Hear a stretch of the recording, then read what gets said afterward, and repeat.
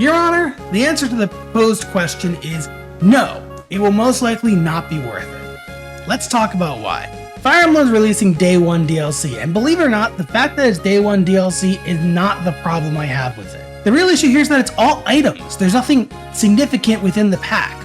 We're not getting new maps or stages, at least until Wave 4.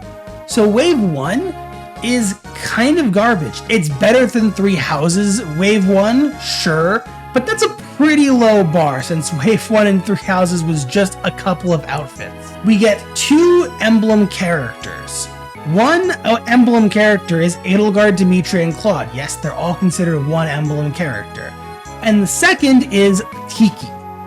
On top of that, we get in-game support items, which means stat boosters, a few accessories, cool, and a silver card. And it's that last item that may have the biggest problem with. The silver card is an item that has been in Fire Emblem for ages. It's usually something you just find in the game that gives you a 50% discount on all items purchased in shops. We don't know if buying a silver card as DLC is worth it, not without knowing more about the economy of Fire Emblem Engage, but I would say that it's kind of a bad thing either way. If the silver card isn't useful, then this is just bad DLC, right? And that's the best case scenario. If it is useful, it means that the whole game's economy revolves around you having that silver card. There's no real in-between here. Either there is some kind of gold sink that you having a silver card will be helpful for, or there isn't any gold sink and there's no reason to buy this DLC. With the base camp and Engage being so extensive and having access to new accessories you can buy, a map creator apparently, and a whole bunch of other features, you probably will need the silver card in order to afford all the things that you want from that base. A lot of those accessories, what if they cost gold? The silver card is likely to make them affordable as opposed to having you grind a lot. It's most likely a shortcut for grinding many hours, but I still think that's kind of a problem anyways. The absolute worst case scenario is that the silver card is taken into account when balancing for modes like Maniac or Lunatic, and that you just simply won't be able to afford items or weapons. Maddening difficulty was still doable in 3 Houses, so it's kind of unlikely that this will happen, but I'm still putting it out there as the absolute worst case scenario. Fire Emblem is a strategy RPG. Being a strategy RPG means that the whole game revolves around how you utilize resources, right?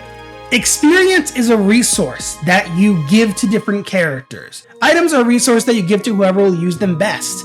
And most importantly, gold is a resource for getting access to those items. And all these economies intertwine, right? If I buy 20 heal staves, that means I have a certain amount of experience I can earn for my healer. And the reason the silver card is so problematic is that if we're no longer balancing all these different resources, the game goes from a strategy RPG to just a normal RPG, where you level up and grind accordingly. Fire Emblem has been really good about being able to be played without grinding, which allows it to keep those strategy elements. But if that's not possible without the silver card, then this becomes really problematic. No matter what, it's bad faith to put a silver card on here. The silver card is a PNG of a silver card. That's what it actually is. That's what you're paying for. A PNG that happens to have the effect of making everything cost 50% less. It's not nearly as high effort as new characters or maps, and it's really problematic to have something that's so clearly not content be part of the Wave 1 for Fire Emblem Engage. The next thing I want to talk about is support items, which we had in 3 Houses, right? Support items are basically just stat boosters. Probably some really good stat boosters, maybe even better stat boosters than you would have available normally. The thing about support items is they didn't matter in 3 Houses because the economy for stat boosters was busted. You could get so many stat boosters so easily through the monastery that it didn't matter if you got a couple extras at the beginning of the game by having the DLC, right? But that's also kind of a problem with 3 Houses, and basically if the economy for stat boosters is plentiful, this is a useless item. If the economy for stat boosters is much more locked up, then this is a really useful thing that's being locked behind a paywall. these support items might be necessary to make certain bad characters useful. Now, that's unlikely because Fire Emblem doesn't really do bad characters anymore, but nonetheless, it's something that we should definitely be concerned about and something we don't like seeing as part of the paid DLC expansion. Now, the actual content of the Wave 1 comes from the Emblem characters, and I'm not going to talk about whether or not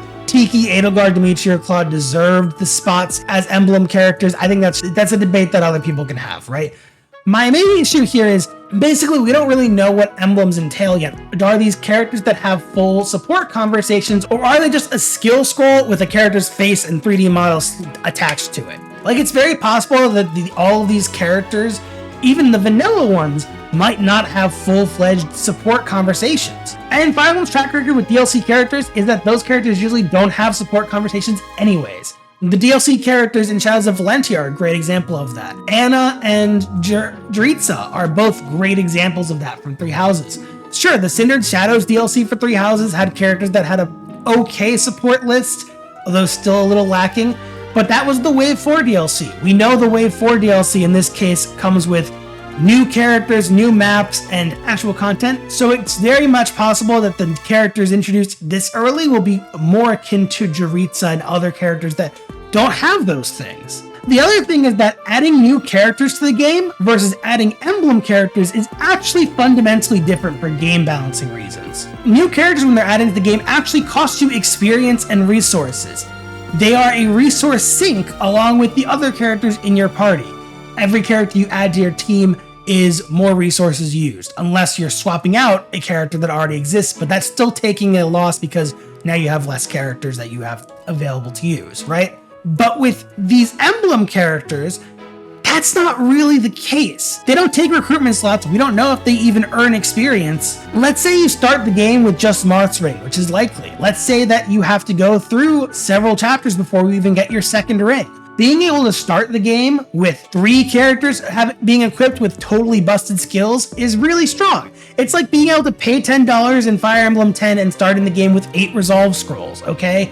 And by the time we get through all 4 waves of DLC, this is going to be completely busted. The Emblem economy is essentially a new economy that they're adding in that gets completely fucked up by adding these brand new characters, potentially from the beginning of the game. The real question is whether or not the harder difficulties like Maddening and Lunatic will take into account the fact that players will have more emblems available early game and be very difficult to beat with just the default emblem experience.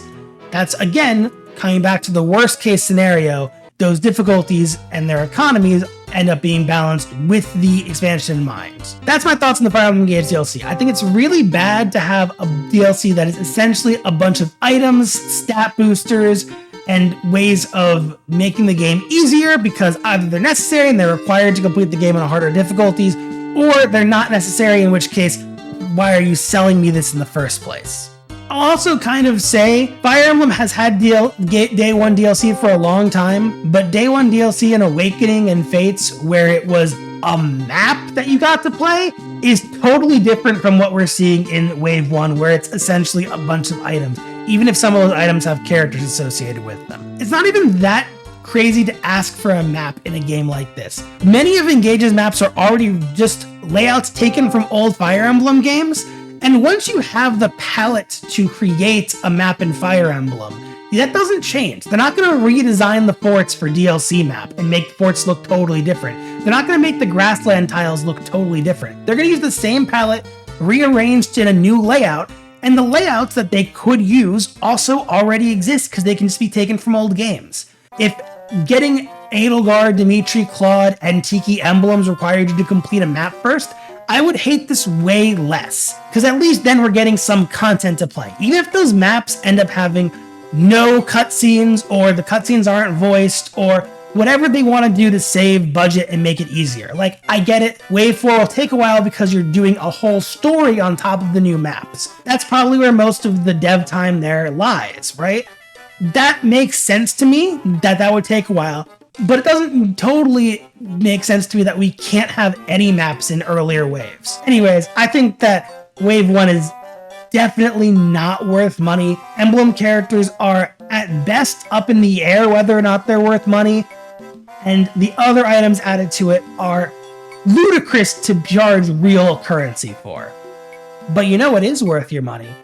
Subscribing to my channel. It's totally free, and you get awesome Fire Emblem content where apparently I just rant for a while, because that's what I'm doing now.